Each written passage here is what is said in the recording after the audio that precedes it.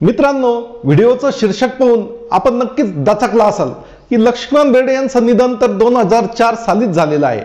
मग झपाटलेला 3 या चित्रपटात अर्थातच लक्ष्मण बेर्डे यांची भूमिका कशी काय असणार आहे, तर मी खात्रीने सांगतो मित्रांनो, झपाटलेला 3 या चित्रपटामध्ये लक्ष्मण बेर्डे यांची पूर्ण लांबीची भूमिका असणार आहे। आता हे कसं शक्य आहे हे जाणून घेण्यासाठी आपणास हा व्हिडिओ पूर्ण पाहावा लागेल।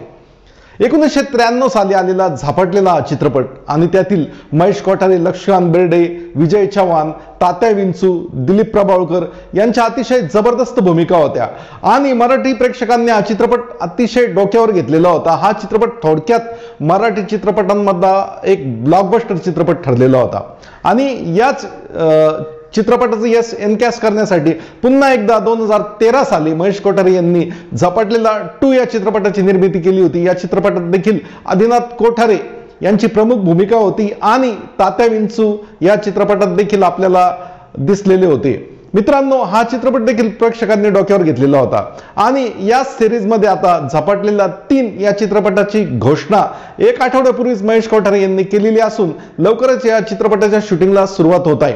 परंतु या चित्रपटात जरी महत्त्वाच्या भूमिकेत म्हणजे मध्यवर्ती भूमिकेत आदिनाथ कोठारे आपल्याला दिसणार आहेत आणि तात्या विंचू अर्थात बोलका वौला हा देखील आपल्याला घाबरवायला या चित्रपटात दिसणार आहे। परंतु या चित्रपटाचं सर्वात मोठं सरप्राईज पॅकेज म्हणजे या चित्रपटात आपणास लक्ष्मण बेर्डे यांची पूर्ण लांबीची भूमिका दिसणार आहे।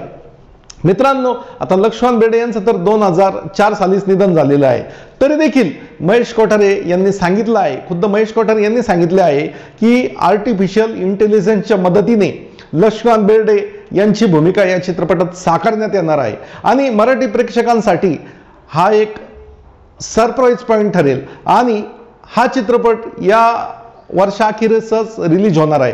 तर हा चित्रपट पाहण्यास आपण कितपत उत्सुक आहात हे कमेंटमध्ये जरूर लिहा आणि यासारखेच व्हिडिओ पाहण्यासाठी आमच्या चॅनेलला सबस्क्राईब करायला बिलकुलही विसरू नका।